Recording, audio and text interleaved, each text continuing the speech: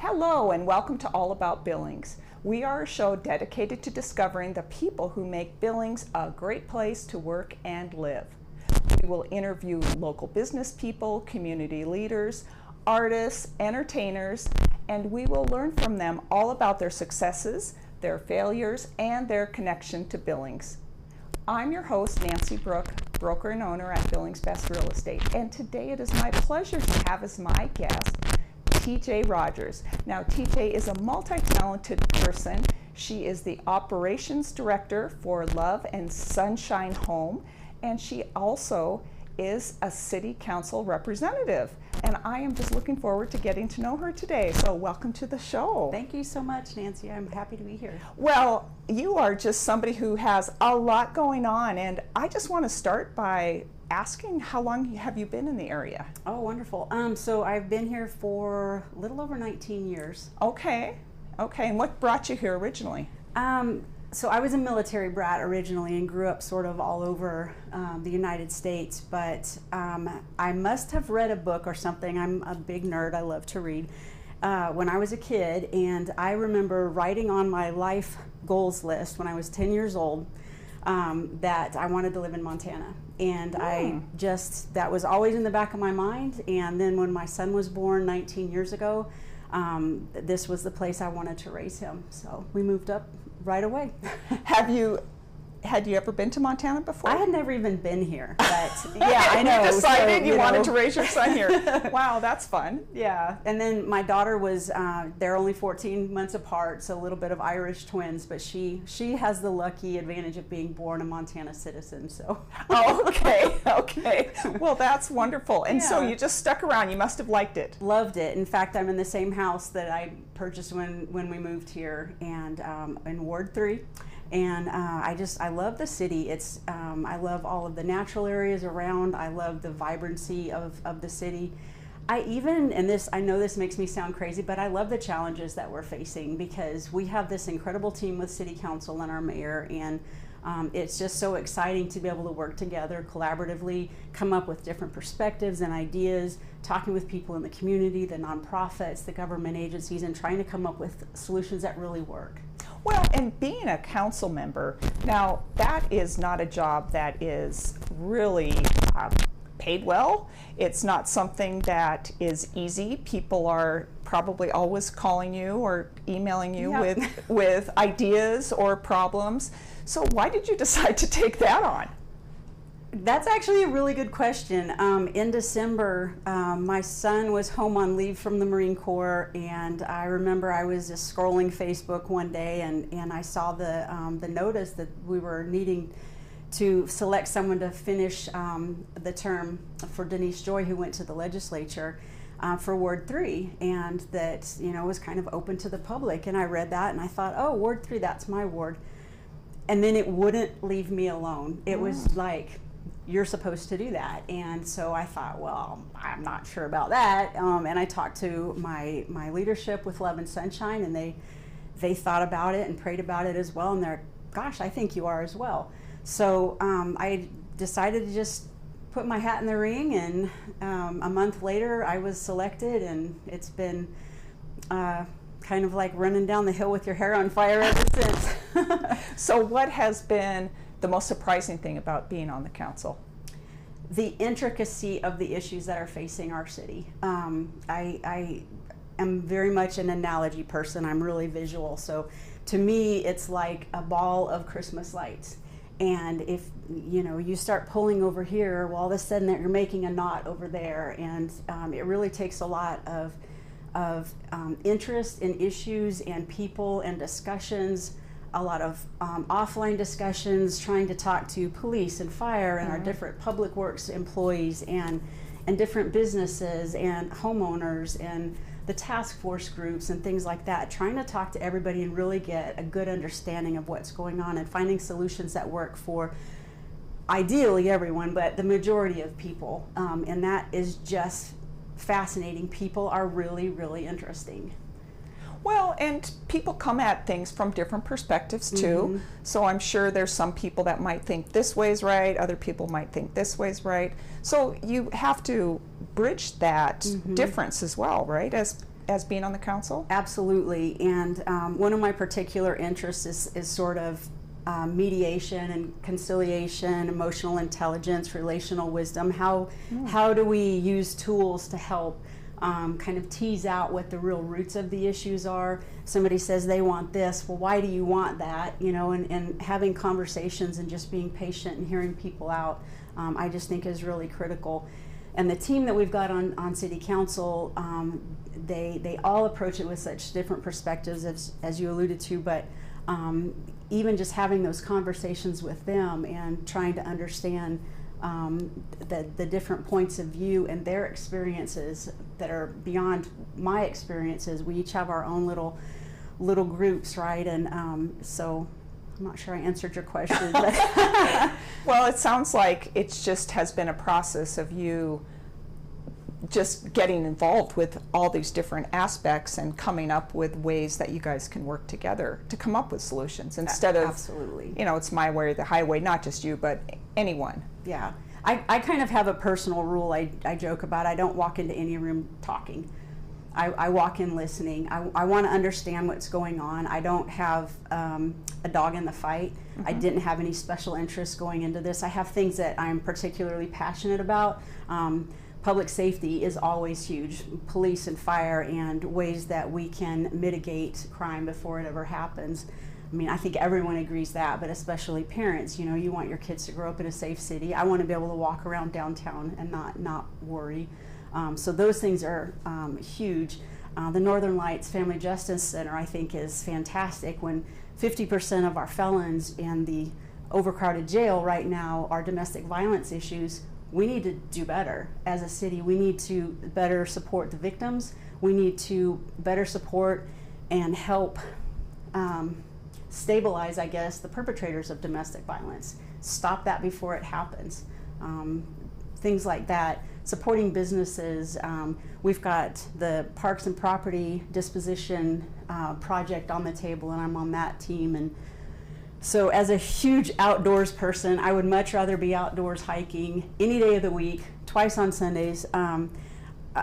Trails and natural areas matter very much to me, and so but also we have a lot of properties, so we're trying to protect the parks, but we have a lot of properties like weird little, you know, spots in the middle of a median or a weird little angle somewhere here or there. Just there's like 122 of them, if I'm remembering the number correctly, all across the city that the city's just maintaining. So Parks Department is spread thin, trying to keep these mowed every, you know, as often as they need it, and trash picked up and all of these sorts of things. And they're not doing anybody any good. So we've really been very intentional and careful about sitting, and we're just methodically going through that list. And okay, we've got 5.25 acres over here. This is the amount of traffic that we see. Let's talk to some of the neighbors. Let's have the realtors involved in looking at, would this be a potential property for sale and development, or do the neighbors absolutely love it because there's fireflies there? I mean, these are spaces that we want to protect if we can, and if they're not doing the good that they need to do, can they help with budget? Can they help with the city being healthy and effective? Well, you know, that's really interesting.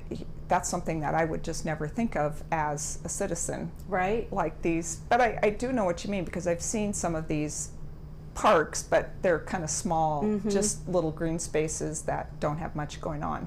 Yeah. So I guess what would you say are the main issues that we face as a city from your perspective? You mentioned safety, public safety is big. Yeah, I think the budget shortfall is definitely a challenge, and having that accurately reported can sometimes be a challenge, what we're actually doing. I think there's just been a lack of transparency and communication despite the city staff best intentions. It's a struggle to communicate effectively with 120,000 people. Some people are just waiting on Facebook posts and things like that to fire away, and city council hates us and and nothing can be further from the truth. So I think that we need to be better as the council and mayor group at communicating with people, engaging with people who actually want to know, not just people that are trolling us to get a reaction or things like that. Public safety has to be a top priority. I mean, no one's going to enjoy a park if it's not safe to go there. Right. And or living here. Absolutely, absolutely. Right. And our police department works very hard. To a person, everyone on council is very pro-police, is very pro-fire. I mean, there is not a department that we have any sort of responsibility for that we don't think are doing their absolute best work. Mm-hmm. So public safety, you say communication. Mm-hmm. With what else would you think, if you had the top three, what would you think the third one would be?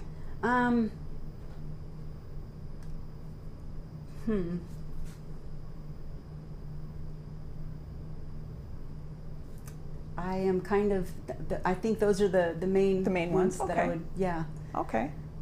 Well, you know, when you hear a lot of, you know, development ideas that are coming through, I mean, that's always kind of on my radar. Absolutely. I know, you know, we've had challenges with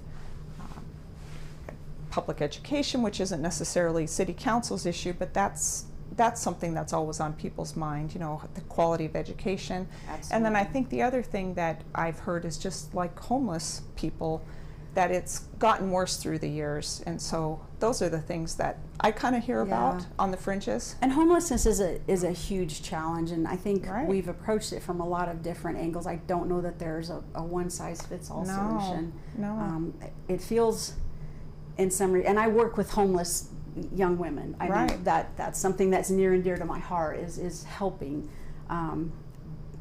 My personal feeling is that nonprofits and churches and families and individuals are the ones to fit that space, are the ones to go to meet that need, rather than government, because it feels to me that the more government we put into that, it's a heavier and heavier and heavier burden on our citizens, including myself and everyone on council. We're all paying as much taxes as anyone else. I'm a single mom. That hurts, you know, and it's not fixing it. And in fact, we're hearing a lot of reports, especially from police officers, that other cities are shipping homeless people here. Yeah, because I've heard that. Billings has services, and so the services that we're putting in for lack of a better term, our homeless community, are now being taken up by more and more people coming from out of the area. You can't fix that. How do you stop that? And say, okay, we're not going to allow any more homeless in our area? That's ridiculous. You can't do that. And you want to help people. I mean, so it's a tricky and a challenging situation, and I'm still in the process of learning and engaging with all of our groups. One of the things that I am excited about, Riverstone's kind of picked up the mantle with the crisis response unit again, and just really hoping that we can get that fully operational again. That is a huge need that will really alleviate a lot of the often repetitive calls that they get from the same folks over and over, who really, it's a mental health crisis. It's not a law-breaking situation. It's they need help, and they genuinely do need help. The police officers are not trained to do that. They're trained to fight crime, to protect us, right? And we have one of our members of our fire department who's the only guy that I know of that's doing that right now. And I mean, what a load, you know, what a responsibility. And while our jail is so overloaded, the police officers can't even take someone to the jail, even to dry up if if it's an intoxication issue or drugs. And we're very overloaded. The need far exceeds the service, the supply right now. Right. Well, that's got to be a little frustrating, but you know, it seems like you're the type of person that doesn't mind a challenge. I like a challenge, I'll be honest. And I have to add to our council team, the county commissioners are doing a fantastic job working on that as well. And there's some amazing things happening with the short-term hold facility, and like a lot of work is being done in the county as well as the city. It's definitely a partnership. Well, and let's transition, if we could, to talk a little bit about Love SOnshine. Yeah.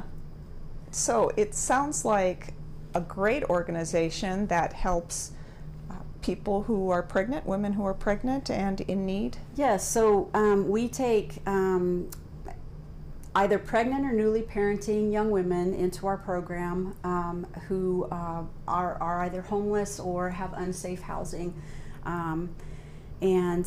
Basically they can come in at any point during their pregnancy or after the child has been born, up to about a year old. We try to focus on being a maternity home, not just a parenting home, and dial down on what we're trying to offer. And it's not emergency housing or a shelter, it's absolutely a program. So there's different little segments of program. The first probably 60 to 90 days is a stabilization program where a mom comes in, her cortisol levels through the roof, she's stressed out, she has a backpack of things for herself and or her child if the baby's already been born. She gets her own bedroom, she gets to share a bathroom with one other room, and has laundry facilities and has a clean and beautiful house. Our house is absolutely gorgeous. We have amazing donors and grant providers. And the house was originally built in 1898 and was completely renovated just 2 years ago, right? Wow. 2 years ago. So it really is a beautiful home. So what area of town is it located? Very close to here, actually. Oh, okay. Yeah, okay. Very much downtown. So downtown, okay. We keep the address Sure. kind of not a secret, but we don't advertise that Right. just for issues such as Security and safety, of domestic course. violence or something like that. But Yeah. and there's a lot of security involved in the house itself with alarm systems and cameras and things like that to keep our residents safe. But So how did you get involved with well, this? I don't know, calling. I mean, it's more Yeah, than it just is. it's a nonprofit, but it's a calling. It really. absolutely is. So my dear friends, Heather Petty and Heidi Williams are the actual founders of it. And Heidi had been in a Bible study with me for a few years, and I've known her for, 15 years or something like that. And I've always just loved her heart. And so they started talking about this about 5 years ago, and I was like, oh my gosh, that's amazing. Like, wow, how can I pray? And prayed and just was very involved with watching how it was progressing, and it was so exciting, and passing on Facebook posts, and oh my gosh, they got funding for this, and oh wow. So the house gets built, and 2 years ago I had been a director for Lat 45 Adventure Ministries, which was another group that took teenagers on backcountry adventures, so kind of using outdoors to get kids beyond themselves where cell phone service didn't work, which, as every parent knows, is a wonderful thing and every teenager hates. But anyway, I had felt like my time there had just come to an end. That I had done 3 seasons with them, and I felt like that thing in your heart that says, now it's time to do something different. But I didn't know what it was, and I got down to the wire. I gave 4 months notice. I got down to the wire, and I had just been so busy that summer that I didn't even really look for another job. And I posted on Facebook, hey, so any of my praying friends, just want to throw it out there. God has a big opportunity to show up in my life in regards to a work situation, and I just appreciate your prayer. And that's all I said. And about 45 minutes later, Heidi calls me, and she's in tears, and she said, TJ, we want to have you come join us with the Love SOnshine home. We are about to get the house turned over to us, and we need a house manager. And so it was, yep, that's it. That was what it was meant to be. And so I've been there ever since, and I was there a few months before we got our first resident. I was actually the one that was able to look the mom in the eye and say, we want to offer you a home. And it was deeply meaningful, and it is very, very hard work. The moms come from frequently massive trauma, generational cycles of abuse and poverty and violence, probably 85% of them, and we have a lot of staff burnout, and we have a lot of training that we need to do, and we pray together a lot as a group, and we just love on the moms, and they're with us as long as they're meant to be. And we adore their kids. Oh my gosh, There's one little boy who's almost 2 years old, and he just follows me to my office every morning when I get to work so he can sit on my lap and look at my fish tank, and I get a little cuddle first thing in the morning. So it's really neat. It's very, very rewarding, and it's so wonderful to see moms get their high set, get a job, get daycare for their kids, get benefits set up, which we hope are temporary. We hope that they're able to get on their feet, and at some point they don't need to be on benefits anymore. And then seeing them start to reach out to the other moms in the house and sort of mentor, and hey, I can help you with how to change that diaper. Maybe you want to look at feeding your kiddo this or that, or helping learn how to nurse them, or whatever. All of the little mom details that we kind of take for granted. You know, if you've got a healthy community, you have non-toxic relationships, you have good boundaries, you don't have substance abuse, you've got a pretty good life. And as hard as parenting those very early ages is, we have a support system. I was in MOPS. MOPS saved my life when my kids were little, you know. Now, what is MOPS? Mothers of Preschoolers. It's okay. I think worldwide group, but there's several little organizations, and so yeah, we're just trying to put those kind of concentric circles of relationship around the girls. They have a case manager, and they have a therapist, and a counselor, and they have doctors, and they have, you know, family nurse practitioner, and they have all these people around them. We have moms that'll come in and do cooking classes, cultural cooking, or just how to cook on a budget, all of the things that you just don't know. Just because you turn 18, you don't automatically learn all the adult things, and so we try to just work all of those things in. And a big one for me that I teach is boundaries classes, because I feel like 95% of the world has very poor boundaries. And it's just, it's a good way to say, let your yes be yes and your no be no, right? So you're able to say yes to something because you want to say yes to it, and to say no to something when you need to say no to it, and not feel like you have no worth. To me, the biggest issue that our moms have, there's a lot of issues. We got to love them hard. You know, we absolutely, they need that, as every human being does. We all need love, and we all need just affection and friendship and support. But them knowing who they are as a human being, and having a self-identity that's not just smashed like a mirror because people abuse them their entire life. I mean, some of the stories just are absolutely horrific. And my point of view is, life can suck. I mean, sorry to be blunt, but it absolutely can. I personally have an ACEs score of 7. But there's another score that's really important. That's called your resiliency score. And that's what we're trying to focus on. It's strength-based practices. It's helping the women understand, you have value, you have strength. Oh my gosh, you are a survivor. So many people would have given up on this situation, would have just walked away, turned their child over to CPS, or what I would consider worse. And but they're not. They're doing this really hard thing with no tools, no support, no network around them. And so for them to walk into our house, and it's something with structure and rules, and all these women that are like, oh, we just want to love on you, and they're like, nobody's ever wanted to love on me before, you know. It's amazing, and we've got to celebrate that. And we make a big deal when someone gets their high set. That's a big deal. When they get $1,000 saved up, it's more money than they've had. You know, when they get a job, when their baby gets daycare, when they're doing those adulting things and they're doing them well, we have to make a huge celebration for that. So what has been the most rewarding part of your job? Your calling. I'm going to call it your calling, not your job. There's a lot. I feel like it's coming together as a team as we get to know each other as a staff around our moms, and working together to solve problems and to love the girls well. I think that is brilliant and beautiful. Mm-hmm. So where do you think you get your passion for this? I mean, you just seem so passionate about helping these young ladies. I don't know. all my life, I've been the person when there's a need, it's not, why would I go do that? It's like, why wouldn't I go do that?